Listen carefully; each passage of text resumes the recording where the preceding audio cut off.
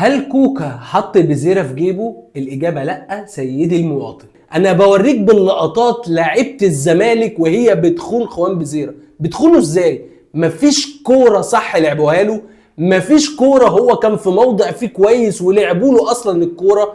اللعيب ده ما راحش بواحد على واحد ولا مرة غير بالكورة اللي رقص فيها مروان عطية وقطم له وسطه.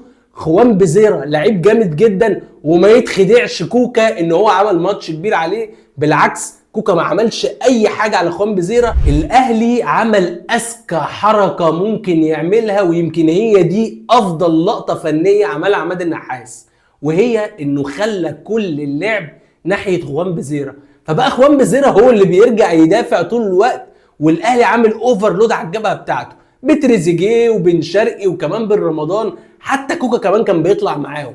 4 لعيبه قصاد 2 لعيبه اللي هم عمر جابر ومعاه خوان بزيرة. فطبيعي خوان بزيرة طول الوقت هو بيرجع يدافع. ففي النهايه اللي حط خوان بزيرة في جيبه عماد النحاس مش كوكا.